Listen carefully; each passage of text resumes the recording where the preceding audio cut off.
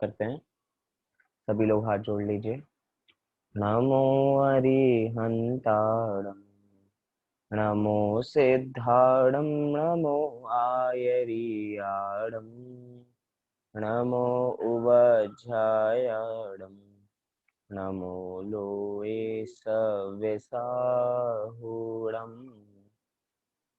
मंगलम भगवान वीरो, मंगलम गौतमो गणी, मंगलम कुंद कुंदार्यो, जैन धर्मोस्तु मंगलम।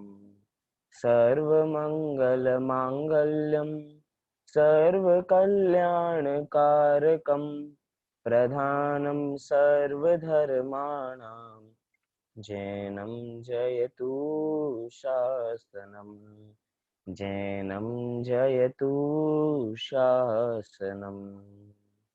भक्तामर प्रणत मौलिमणि प्रभाण, मुद्योतकं दलित पापतमो वेतानम्, सम्यक् प्रणम्य जिन पादयुगं युगादावलम्बनं, भवजलै पततां जनानाम्। ये भक्तांबर काव्य मानतुंग आचार्य द्वारा विरचित ये 48 छंद का काव्य भक्तांबर काव्य, जिसकी चर्चा हम विगत दिनों से कर रहे हैं। वास्तव में आज इस भक्तांबर काव्य को चर्चा करने से पहले आज जो हमारे बीच में एक महापर्व उपस्थित हुआ है या महापर्व आया है, वो है श्रुत पंचमी का पर्व। पंचमी तिथि है और जिस दिन कहा जाए, जिस दिन श्रुत की सुरक्षा हुई थी, जिस दिन श्रुत को पहली बार ग्रंथों में लिखा गया था और वो पूरा कंप्लीट हो गया था षट खंडागम के रूप में, उसी तिथि से श्रुत पंचमी तिथि मनानी चालू हो गई। उसी दिन से हमें ग्रंथ लिखित रूप में उपलब्ध हुए थे। हमारा भाग्य था, क्योंकि धीरे धीरे बुद्धि अल्प होती जा रही थी, लोग अपनी मेमोरी में इतनी चीजें याद नहीं रख पा रहे थे। धरसेन आचार्य को ऐसा विकल्प आया कि मैं चला जाऊंगा तो जिनवाणी मेरे साथ ही चली जाएगी। इसीलिए उन्होंने दो आचार्यों को बुलाया, दो मुनिराजों को बुलाया, जिनसे उन्होंने जितनी भी उनको श्रुत विद्या याद थी, उन्होंने सब कुछ विद्या उनको प्रदान की। और उन्होंने एक बहुत बढ़िया ग्रंथ जो प्रथम श्रुत स्कंद के अंदर आता है, षट खंडागम, वो ग्रंथ लिपिबद्ध किया। उसी के कारण आज हम सब कुछ, ये जितने भी शास्त्र की परंपरा आज चालू हो गई है, घर घर में जो शास्त्र पहुंच गए हैं, वो परंपरा वहीं से चालू हुई थी, आज की ही तिथि से, श्रुत पंचमी की ही तिथि से। तो इसके बारे में हम बाद में विस्तार से चर्चा करेंगे, जब हम भक्तांबर काव्य की पूरी चर्चा कर लेंगे, अर्थात 31 या उसके बाद में अगले महीने में हम इसकी चर्चा चालू करेंगे। अभी हम अपने भक्तांबर काव्य पे वापसी आते हैं, क्योंकि वास्तव में श्रुत पंचमी मनाने की सार्थकता यही है कि हम श्रुत की आराधना करें, अर्थात हमारी जो जिनवाणी है, हम किसी भी तरह उसकी आराधना करें, स्वाध्याय करें। तो हम यहाँ पे भक्तांबर जी का स्वाध्याय ही कर रहे हैं। आप सब लोग, आपके पास पुस्तकें हों, नहीं तो मैं आपको अभी फोटो दिख जाएगी। कल तक की हम जो चर्चा कर चुके हैं उसमें 40 और 41 नंबर के छंदों की चर्चा हम पूर्व में कर चुके हैं, जिसमें अलग अलग प्रकार से जो सम्यक दृष्टि जीव होता है उसको निर्भय बताया गया है कि वो निर्भय कैसे रहता है। पहले बताया रक्ते क्षणम समद कोकिल कंठ नीलम क्रोधोदितम फणन मुत्फण मापतंतम, ऐसे ऐसे छंदों से। उससे पहले बात करें तो कल्पांत काल पवनोदृत वन्नी कल्पम, ऐसे ऐसे छंदों से बताया गया कि चाहे कितनी ही तेज पवन चल रही हो, चाहे कितनी ही तेज अग्नि हो, चाहे भयंकर से भयंकर सांप आ जाए, लेकिन उसके बावजूद भी सम्यक दृष्टि जीव भयभीत नहीं होते हैं। वे भगवान का गुणानुवाद करते रहते हैं, उसके माध्यम से ही वे सदैव सुरक्षित रहते हैं। चलिए, आज हम जिस काव्य की चर्चा करने वाले हैं, आप धीरे धीरे देखते जा रहे होंगे कि हमारी गति आगे को बढ़ती जा रही है। हमारी लाइन 40 में आ चुकी है, 48 छंद हैं, तो बहुत सारी कक्षा में बहुत सारे छंदे। आज 42वां छंद आप सबको स्क्रीन पे दिखाई दे रहा होगा। चलिए, एक पंक्ति मैं पढ़ूंगा, उसी एक पंक्ति को आप भी पढ़िए। वल्गतो रंग गज गर्जित भीमनाद,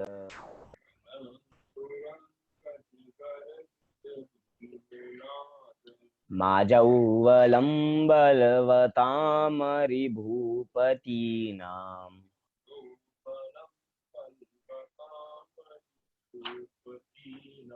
उद्दये देवाकरमयूकशिखा पविद्दः पविद्दम् उद्दये देवाकरमयूकशिखा पविद्दम्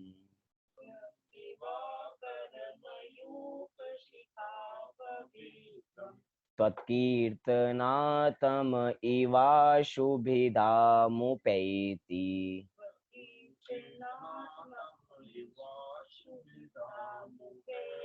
एक बार हम इस छंद का संधि विच्छेद देख लेते हैं तो पूरा हमें अर्थ पता लग जाएगा, पढ़ना भी आ जाएगा। पहली पंक्ति देखिए, वलगत शब्द क्या है? वलगत, आधा ल है तो आधा ही ल उच्चारण आना चाहिए। वलगत, जो दो त आपको दिखाई दे रहे होंगे तुरंग में, उसमें से एक त वलगत के लिए चला जाएगा, वल्ग के लिए चला जाएगा, तो वलगत, फिर तुरंग, फिर गज, गर्जित, भीम, फिर आएगा नादम। म कहाँ से आया? तो म आपको नीचे की पंक्ति से लेना है, तो म ऊपर चला जाएगा तो भीम नादम। फिर जब म ऊपर चला गया तो दूसरी पंक्ति का पहला शब्द क्या हो गया? आ जाऊ। पहला शब्द क्या हो गया? आ जाऊ। फिर बलम, फिर बलवताम, फिर क्या शब्द है? बलवताम। अब अरि भूपति नाम, म में से अ निकलेगा और म इधर चला जाएगा बलवताम में, तो अरि भूपति नाम।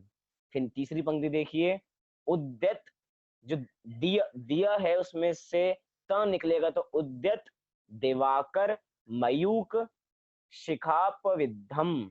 क्या शब्द है? शिखापविद्धम। फिर त्वत, चौथी पंक्ति का पहला शब्द त्वत, फिर कीर्तन, या कहें कि कीर कीर्तन, फिर तम या कीर्तनत, ऐसा। फिर इसमें से दो त यहाँ पे भी दिखाई दे रहे हैं तो वहां पे एक त अलग कर लेंगे तो तम। फिर इवाशु, या कहें कि दो, इसमें भी दो कर सकते हैं, इव प्लस आशु। फिर कहेंगे भिधाम उपैति, विधाम उपैति। तो ऐसे ही पूरा छंद हुआ। आइए इस छंद का एक बार पाठ कर लेते हैं जल्दी से। वल्गतुरंग गज गर्जित भीमनाद माजौबलं बलवतामरिभूपतीनाम् उद्दये देवाकरमयूकशिखापविद्धम् त्वत्कीर्तनातम एवाशुभिधामुपैति। बहुत बढ़िया काव्य है। अभी तक मानतुंग आचार्य धीरे धीरे थोड़े थोड़े भयों से हमें मुक्त करते जा रहे हैं। अब इस छंद में और आगामी छंद जो हम पढ़ने वाले हैं, उन दोनों छंदों में ऐसा बताया जाएगा कि भयंकर से भयंकर युद्ध भी हो रहा हो और कोई युद्ध लड़ रहा हो, उसके बावजूद भी अगर वो आपके गुणों का कीर्तन कर रहा है तो वो जरूर जीतेगा।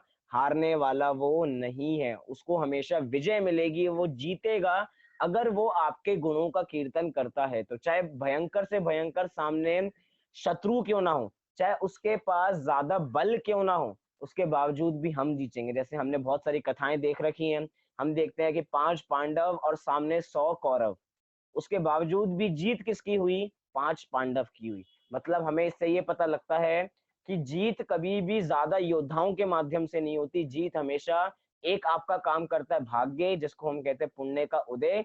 और उसके साथ साथ जब आप भगवान के गुणों का कीर्तन करते हो, तो दो काम है, जब आप भगवान का गुणों का कीर्तन करते हो और साथ साथ जब पुण्य का उदय हो, तभी ऐसा काम हो पाता है, अन्यथा ऐसा काम नहीं हो पाता।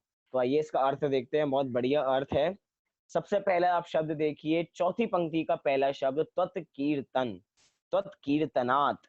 क्या शब्द है? त्वत्कीर्तनात्, मतलब त्वत अर्थात आपके, कीर्तनात् अर्थात आपके कीर्तन से या आपके कीर्तन करने मात्र से। क्या कह रहे हैं? त्वत्कीर्तनात्, कि हे, अब त्वत कौन है इधर? तो आदिनाथ भगवान या 24 तीर्थंकर है जिनकी हम स्तुति कर रहे हैं, उनकी बात करें तो हे आदिनाथ भगवान, हे 24 तीर्थंकर, हे भगवान, आपके कीर्तन करने मात्र से या आपके गुणों का स्मरण मात्र करने से क्या होता है? तो आगे बता रहे हैं। दूसरी पंक्ति का पहला शब्द देखिए, आजाऊ। क्या शब्द है? माजाऊ कोई शब्द नहीं है, म तो हमने ऊपर भेज दिया, यहाँ पे क्या शब्द बचा, आजऊ। तो आजऊ मतलब होता है संग्राम अर्थात युद्ध, आजऊ अर्थात युद्ध। तो कह रहे हैं आपके कीर्तन मात्र से क्या होता है, आजऊ वलगत तुरंग गज गर्जित भीम नाद, कि युद्ध की बात कर रहे हैं। शुरू की दो पंक्तियों में युद्ध का चित्रण दिखाएंगे कि युद्ध का कैसा चित्रण चल रहा है। तो कह रहे हैं युद्ध में, संग्राम में, वलगत तुरंग गज गर्जित भीमनाथ। वलगत तुरंग अर्थात यहाँ पे एक ऐसे घोड़े की बात कर रहे हैं जो हिनकार लगा रहा है, बार बार हिन्ना रहा है, ऐसे वलगत तुरंग, जिसकी तुरंग बहुत ऊंची जा रही है, ऐसा घोड़ा। और किसकी बात कर रहे हैं, गज गर्जित भीमनादम, कि गज गर्जित, गज अर्थात हाथी, गर्जित अर्थात जब वो गर्जना कर रहा है, भीम जैसी गर्जना। और गर्जना को कैसे कह रहे हैं, आवाज, नाद अर्थात आवाज, कि भीम अर्थात इतनी जोर की गर्जना कर रहा है वो हाथी कि सारी दिशाओं में उसकी आवाज फैल रही है। और कहाँ पे बात चल रही है, ये आजऊ अर्थात संग्राम में। संग्राम में बहुत सारे घोड़े हिनहिना रहे हैं और बहुत सारे हाथी गर्जना कर रहे हैं, ऐसा चित्रण दिखाया है। और क्या हो रहा है, जिसमें बलवताम या कहें बलवताम, बलवताम अर्थात पराक्रमी, बलवताम अर्थात पराक्रमी उनके योद्धा। मतलब जब संग्राम है, चतुरंगनी सेना होती है, तो हाथी हैं, घोड़े हैं, पैदल हैं और सैनिक भी हैं, तो बहुत सारी उनके पास सब कुछ है। तो यहाँ पे घोड़े आ गए, हाथी आ गए, और क्या आ गई, अब यहाँ पे सेना भी आ गई, जो कैसी है, बिल्कुल पराक्रमी है। बलवताम अर्थात बल के साथ जो चलती है, बलवताम पराक्रमी शक्तिशाली सेनाओं से युक्त अरिभूपति नाम। क्या शब्द है, अरिभूपति नाम। भूपति क्या होता है, भूपति होता है राजा। और अरि अर्थात क्या होता है, अरि अर्थात शत्रु, अर्थात शत्रुओं का जो राजा है, मतलब शत्रु दल की बात कर रहे हैं, शत्रुओं के जो राजा हैं, ऐसी बात करें, जैसे हम कहते हैं अरिहंत। अरिहंत माने क्या होता है, अरि अर्थात शत्रु, और हंत माने जिन्होंने हनन कर दिया है, जिन्होंने सभी शत्रुओं का हनन कर दिया है, वो है अरिहंत। अर्थात जिन्होंने कर्म रूपी शत्रुओं का हनन कर दिया है, वास्तव में वो अरिहंत हैं। ऐसे यहाँ पे अरि अर्थात शत्रु और भूपति अर्थात राजा। तो यहाँ पे कह रहे हैं पराक्रमी शक्तिशाली सेनाओं से युक्त शत्रु राजाओं की, अरिभूपति नाम अर्थात शत्रु राजाओं की बलम, बलम अर्थात बलपूर्वक जो सेना है, सेना के लिए शब्द का प्रयोग किया जा रहा है बलम, अर्थात शत्रुओं की जो राजा है, उनकी जो सेना है, उनकी सेना के बारे में क्या बता रहे हैं, उद्यत दिवाकर मयूक शिखाप विद्यम तम। चौथी पंक्ति में तम शब्द मिलेगा। यहाँ पे कह रहे हैं, अब उदाहरण देके समझा रहे हैं कि सामने वाली शत्रु सेना का क्या हाल होने वाला है, क्योंकि यहाँ पे जो सारे योद्धा हैं वो बहुत बलशाली हैं, उनके घोड़े हिनहिना रहे हैं, उनकी हाथी हैं वो भी गर्जना कर रहे हैं, सारे बलशाली हैं। तो सामने वालों का क्या हाल होने वाला है, तो वही हाल होने वाला है जब सूर्य उगता है और तम का नाश हो जाता है, अर्थात अंधकार भाग जाता है, वही हाल इनका होने वाला है, शत्रुओं का होने वाला है। यहाँ पे कह रहे हैं उद्यत दिवाकर, अर्थात दिवाकर अर्थात सूर्य, जब सूर्य उगता है उसकी मयूक अर्थात उस मयूक शिखाप विद्ध, अर्थात उसकी शिखाएं चारों दिशाओं में फैल जाती हैं, और चारों दिशाओं में फैल के क्या होता है, तम अपविद्ध, अर्थात जो अंधकार होता है वो हर जगह से भाग जाता है। ऐसे ही जहां पे इतनी बलशाली सेना आ जाती है, वहां पे शत्रुओं की सेना टिकती नहीं है।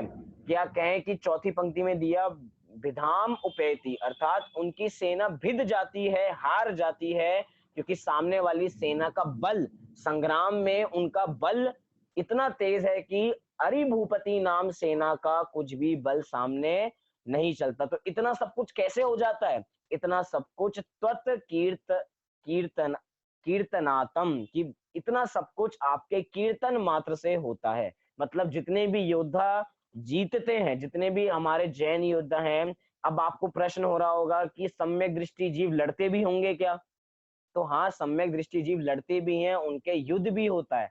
और बात करें तो उनको युद्ध एक चीज से नहीं करना होता, उनको युद्ध दो जगहों करना होता है, दो जगह पे युद्ध करना होता है। एक होता है बहिरंग युद्ध और एक चल रहा होता है अंतरंग युद्ध। बहिरंग युद्ध तो होता है योद्धाओं के साथ या अपने शत्रु दल के साथ, उसको तो वे जीत जाते हैं पुण्य के उदय से। लेकिन वास्तव में जो शत्रु दल अंदर बैठा हुआ है कषायों को, वास्तव में उनको उन शत्रुओं को हराना है, वो है वास्तव में अरिभूपति नाम। और वास्तव में अरिभूपति नाम हमारे लिए क्या है? हमारे लिए सबसे बड़ा कोई शत्रु है, शत्रुओं का राजा है, तो वो है मिथ्यात्व। हम जब बात करते हैं कर्मों की 148 प्रकृतियों की, तो मैं पूछना चाहता हूं कि कर्मों की 48 प्रकृतियों में सबसे बुजुर्ग कौन है? सबसे बुजुर्ग है उसमें मिथ्यात्व। और देखा जाता है सबसे पहले बुजुर्ग ही जाते हैं। तो सबसे पहले राजा ही जाएगा, अर्थात सबसे पहले मिथ्यात्व ही जाएगा, सबसे पहले मिथ्यात्व का ही हनन होगा। इसलिए जब मिथ्यात्व नष्ट हो जाएगा तो कुछ बात बचने वाली नहीं है। तो उन सम्यक दृष्टि जीवों ने अपनी आत्मा को जाना, भगवान के गुणों का कीर्तन किया, और जब अपना स्वरूप पता लगा तो उनका मिथ्यात्व नष्ट हो गया। अब भगवान के कीर्तन करने में ही लग रहे हैं, और उसके करने मात्र से इतना पुण्य बंद होता है, इतना पुण्य बंद होता है, चाहे सामने कोई भी युद्ध हो, उसमें उनको विजय ही मिलती है। हम अपने पुराणों को उठा के देखें तो जितनी भी यात्रा हुई है, जितनी भी युद्ध हुए हैं, सब में वही जीव जीते हैं जिनको भगवान के गुणों पे विश्वास था, वे ही जीव जीतते हैं। हम देखें कि राम लक्ष्मण का युद्ध रावण के साथ हुआ था, तो जीत किसकी हुई? चाहे रावण बहुत शक्तिशाली था, वो उसके पास मायावी ताकत थी बहुत सारी, उसने रूप रूप बदलने वाली सिद्धि भी प्रकट कर ली थी, और यहाँ पे इनके पास कोई रिद्धि सिद्धि नहीं थी। उसके बावजूद भी किसकी विजय हुई? राम और लक्ष्मण की ही विजय हुई, क्योंकि कभी भी शत्रु दल कभी भी जीत नहीं सकता, क्योंकि उसका नाम ही क्या है? शत्रु। और शत्रु कभी जीत नहीं सकता, क्योंकि नायक तो हमेशा एक ही होता है, और नायक वो होता है जो भगवान का गुणानुवाद करता है, जो भगवान के गुणों का कीर्तन करता है, उसकी ही विजय होती है। यहाँ पे छोटे छोटे प्रासंगिक रूप में बातें बताई गई हैं। एक छोटा सा पैराग्राफ है, मैं उसको पढ़ता हूँ कि युद्ध में कैसे विजयी होते हैं बड़े से बड़े बलशाली योद्धा भी। छोटा सा पैराग्राफ है, आप ध्यान से सुनिए। यहाँ पे लिखा है कि भगवान नेमिनाथ गृहस्थ दशा में 3 ज्ञान के धारी थे। वे जरासंध के सन्मुख युद्ध करने गए। उनके पास अनेक विद्याएं थी। इंद्र ने भी उनकी रक्षा के लिए रथ सहित सारथी भेजा था। यद्यपि इंद्र जानता था कि भगवान नेमिनाथ इसी भव से मोक्ष जाने वाले हैं, और उनका शरीर वज्र जैसा मजबूत है, अर्थात जो उसी भव से मोक्ष जाने वाले होते हैं, उनका शरीर वज्र के समान होता है, उनके शरीर को कोई परास्त नहीं कर सकता।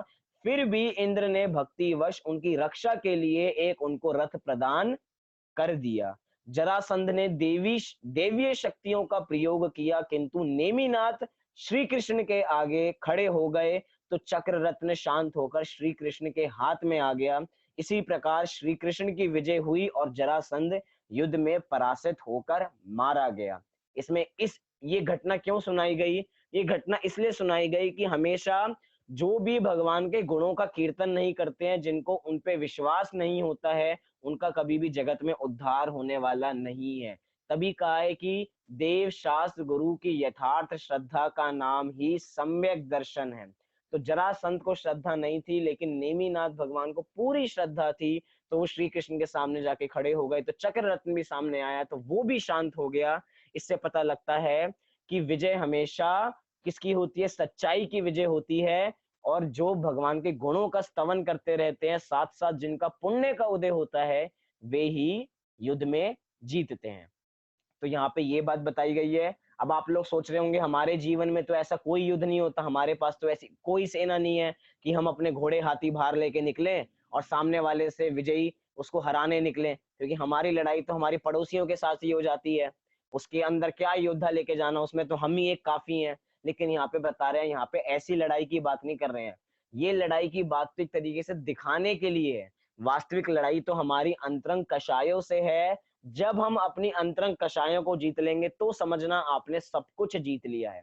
तीन लोक के नाथ ने, जरूरी नहीं है तीन लोक के नाथ ने पूरे जगत को जीता हो, उन्होंने अपनी कषायों को काबू कर लिया, उन्होंने अपनी आत्मा को जान लिया, कषाएं पूरी खत्म हो गई।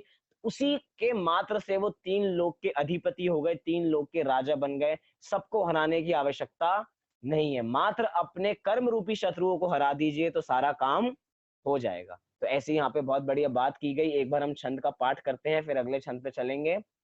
वल्गतुरंग गज गर्जित भीमनाद माजौ बलं बलवतामरिभूपतीना उदय देवाकर मयूख शिखापवेदम त्वत्कीर्तनातम एवाशुभितामुपेति। चलिए अगला छंद देखते हैं। 43 नंबर का छंद। इसमें भी युद्ध की बात ही की गई है। युद्ध में बताया गया है कि वास्तव में सम्यक दृष्टि जीव किस प्रकार से भयभीत नहीं होते हैं। आप सबको छंद दिखाई दे रहा होगा स्क्रीन पे। मैंने कहा था कि 29 नंबर के 39 नंबर के काव्य से मानतुंग आचार्य की थोड़ी कहें कि सोचने का नजरिया कहें, या अभी तक भगवान का गुणानुवाद कर रहे थे, लेकिन अब भगवान का गुणानुवाद किसी और तरीके से कर रहे हैं। भक्तों की अपेक्षा कर रहे हैं कि जब आपके भक्त आप में यथार्थ श्रद्धा रखते हैं तो उनको किसी प्रकार का भी भय नहीं होता। या एक तरीके से, क्योंकि जो भी ग्रंथ लिखे जाते हैं वो प्रासंगिक लिखे जाते हैं, किसी ना किसी प्रसंग के साथ जुड़े होते हैं। हो सकता है कि उस समय में जिस समय मानतुंग आचार्य ने ग्रंथ लिखे हों, या आपने जब वो पहली वाली कक्षा सुनी हो तो आपको उसमें भी पता लगा होगा कि लोग जैन धर्म के विरोधी हो रहे थे, लोगों को जैन धर्म की श्रद्धा नहीं हो रही थी। या उस समय ऐसा भी बताया गया था कि उस समय हिंदू लोग या जितने भी अन्य मत के लोग थे उनमें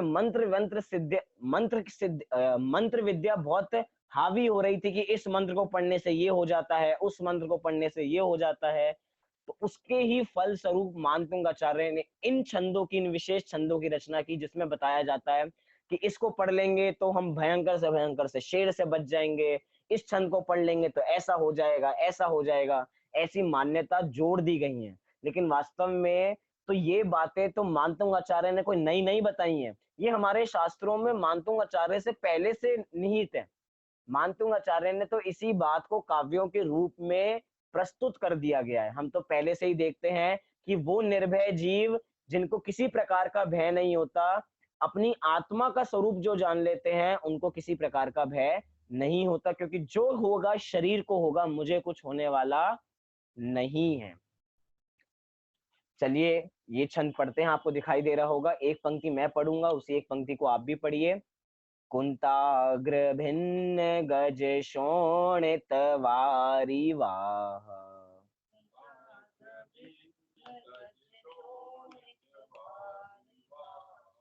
वेगावतार तरणातुर योध भीमे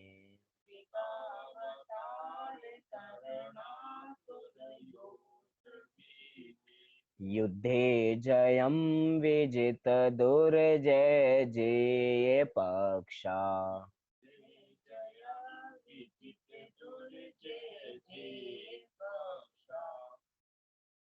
त्वत्त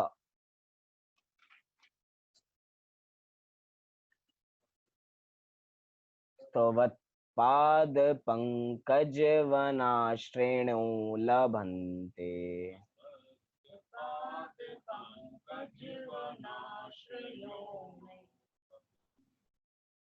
क्योंकि जिस पुस्तक में मैंने पहले पढ़ा था उसमें जो ये स है वो ऊपर था, अर्थात विसर्ग के रूप में था, पक्षः था, और ये शब्द था त्वत्पाद पंकज वनाश्रेणो लभन्ते, ऐसा था, इसलिए थोड़ी कंफ्यूजन हो गई। एक बार इस छंद को संधि विच्छेद करने के बाद फिर से पढ़ेंगे तो एक बार अच्छी तरह पढ़ने में आएगा। आइए एक बार संधि विच्छेद देख लेते हैं। पहली पंक्ति देखिए, कुंताग्र, क्या शब्द है? कुंताग्र। यहाँ पे दो शब्द हैं, कुंत प्लस अग्र। क्या शब्द है? कुंत प्लस अग्र इज इक्वल्स टू कुंताग्र। फिर क्या शब्द है? भिन्नम। फिर क्या शब्द है? भिन्नम गज श्रोणित वारिवाह। क्या शब्द है? वारिवाह। फिर वेगावतार। दो शब्द हैं, वेग प्लस अवतार। वेग प्लस अवतार तो शब्द मिल गया वेगावतार। फिर क्या है? तरणातुर। यहाँ पे भी दो शब्द है, तरण प्लस आतुर इज इक्वल टू तरणातुर। फिर योध भीमे, अलग अलग ही शब्द हैं ये। तीसरी पंक्ति, युद्धे जयम विजित दुर्जय जेय पक्षाः, जो आपको स नीचे दिखाई दे रहा है वो ऊपर विसर्ग बन जाएगा, तो पक्षाः। फिर शब्द क्या बन जाएगा? त्वत्पाद। क्या बन जाएगा शब्द? त्वत्पाद। यहाँ पे भी दो शब्द है, त्वत जो त है आपको आधा दिखाई दे रहा है वो आधा ही रहेगा, त्वत पाद। पाद अर्थात चरण। फिर कह रहे हैं पंकज, फिर वनाश्रेणो लभन्ते। यहाँ पे भी दो शब्द हैं, वन प्लस आश्रेणो। आश्रेणो लभन्ते, तो दोनों शब्द जब मिल जाते हैं तो वनाश्रेणो ऐसा शब्द बन जाता है। आइए इस छंद का पाठ करते हैं एक बार, और जो आपको आधा स दिखाई दे रहा है उसको विसर्ग के रूप में पढ़िए तो एक बार छंद बिल्कुल बढ़िया तरीके से पढ़ा जाएगा।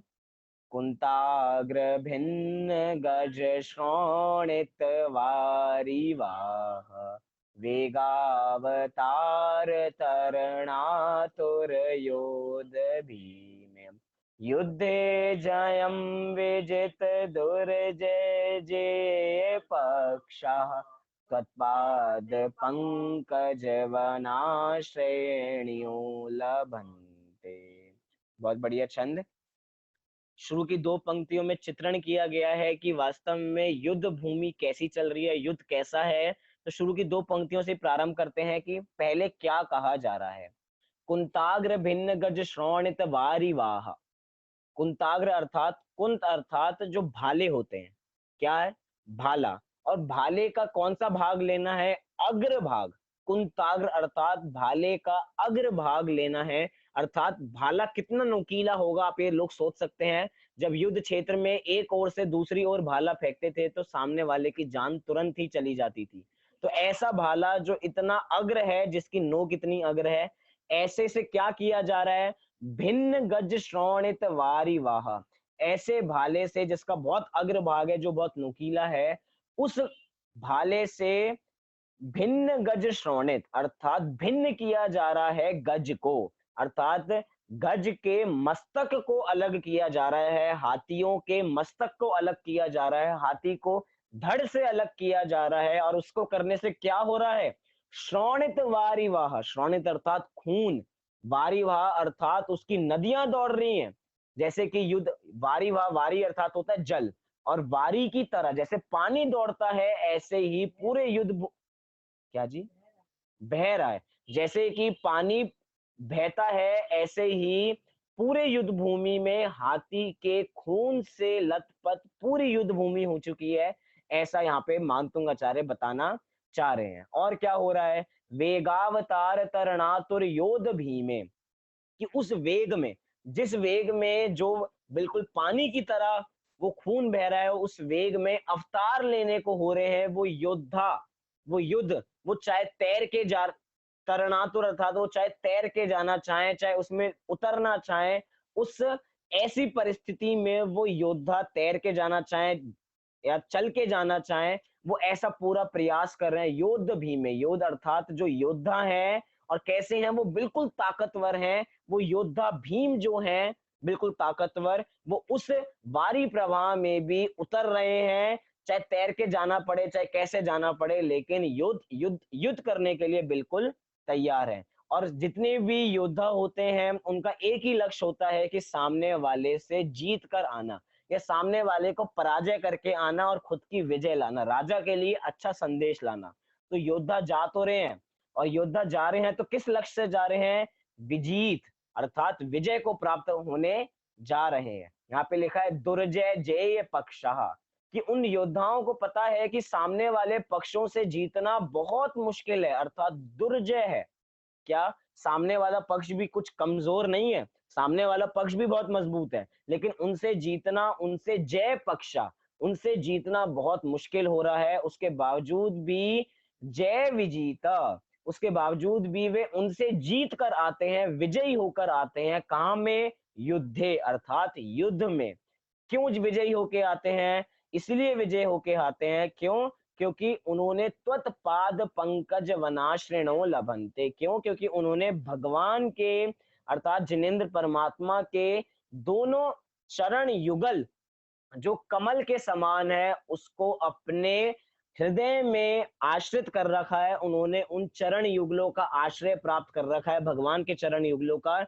इसलिए सामने भयंकर से भयंकर योद्धा भी क्यों ना हो, जिनको जीतना बहुत कठिन हो, उसके बावजूद भी वे जीत के आते हैं, तो उसके पीछे का एक कारण है कि उन्होंने भगवान के दोनों चरणों को अपने हृदय में स्थापित कर रखा है, अर्थात उन्होंने भगवान का आश्रय ले रखा है, इसलिए वे कभी भी हारने वाले नहीं हैं। मैं बार-बार इस बात को दोहरा रहा हूँ, भगवान का आश्रय तो ले रखा है, लेकिन भगवान युद्ध करने आने वाले नहीं है कि चलो आपने मुझे आपने याद कर लिया, बहुत धन्यवाद। चलिए आपका मैं थोड़ा काम सरल कर देता हूँ, आप तो आराम से टेंट में बैठो, मैं आपके लिए लड़ाई करके आता हूँ। ऐसा भगवान बोलने वाले नहीं है, ऐसा ना भगवान करने वाले हैं। ना जो सम्यक दृष्टि जीव होते हैं, ना उनकी ऐसी आशंका होती है, ना उनकी ऐसी जिज्ञासा होती है कि हम भगवान को याद करेंगे तो भगवान नीचे आके सब कुछ सही कर जाएंगे।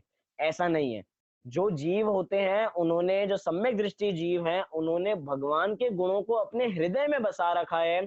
इसीलिए कहा जा रहा है कि उन्होंने उनके चरणों को अपने जो पंकज की तरह है, अर्थात जैसे पंकज कमल होता है, कीचड़ में ही खिलता है, ऐसे ही उन्होंने सब कुछ छोड़ के उनके गुणों को अपने हृदय में बसा रखा है। अब उनकी हार होने वाली नहीं है। और वास्तव में वही बात मैं जो पहले छंद में दोहराई थी, वास्तव में युद्ध किसी दूसरे से नहीं करना, युद्ध तो वास्तव में अपनी कषायों के साथ करना है, अपने मिथ्यात्व के साथ करना है, जिसकी लड़ाई हमारे साथ अनादि काल से चल रही है। हो सकता है आपका युद्ध किसी के साथ चल रहा हो तो थोड़े समय का होगा। हो सकता है पुराने युद्ध साल 2 साल चलते होंगे, 10 दिन चल जाते होंगे, लेकिन ये हमारा युद्ध ऐसा है जो अनादि काल से चलता आ रहा है। और अगर अभी भी हम इस शत्रु को नाश नहीं करेंगे तो अनंत काल तक ये हमारे साथ रहने वाला है और हम कभी भी मोक्ष को प्राप्त करने वाले नहीं हैं। हमें हमारी हमेशा पराजय होने वाली है और अगर आपको विजयी होना है तो आपको मिथ्यात्व को जीतना पड़ेगा, अर्थात मिथ्यात्व को जीतने का मतलब है आपको मिथ्यात्व को हराना पड़ेगा। अब हराएंगे कैसे? क्या मिथ्यात्व के साथ एक तलवार ले लें अपने घर में से, तलवार नहीं हो तो चाकू ले लें या कुछ बर्तन-वर्तन बेलन ले लें, मिथ्यात्व के साथ लड़ाई करने जाना है? नहीं, ऐसा भी हमें कुछ नहीं करना है मिथ्यात्व के साथ लड़ाई करने के लिए। मिथ्यात्व को हराना है तो एक काम करना है, सबसे बड़ी बात आप कहोगे ये कैसी लड़ाई है? हमें सामने वाले के साथ लड़ाई करने जाना हो तो पूरी तैयारी करनी पड़ती है, सामने वाले के साथ लड़ाई करनी पड़ती है। लेकिन इधर आपको मिथ्यात्व के साथ लड़ाई करनी है, लेकिन आपको मिथ्यात्व को छूना भी नहीं है। बिना छुए आप मिथ्यात्व को जीत सकते हो, कैसे? अपनी आत्मा को जान के। अपनी आत्मा को जैसे ही जानेंगे तो मिथ्यात्व तो भागता दिखेगा तुरंत। मिथ्यात्व टिकता नहीं है सम्यक दृष्टि जीवों के पास, वो भयभीत है खुद, वास्तव में खुद डरता है। वो उनके साथ रहता है जो उससे मिथ्यात्व से डरते हैं।